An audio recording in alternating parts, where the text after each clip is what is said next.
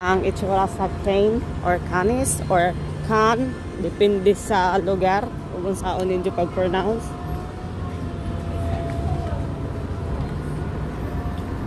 Atong pangitaon si Mr. Bean. Kung makitaan ba na to? Magdoak. Nangita pa tagpamahaw po diri ah. Good morning. Canis or cane or can. Hala, ka mo na'y bahala. Kung asa yung country.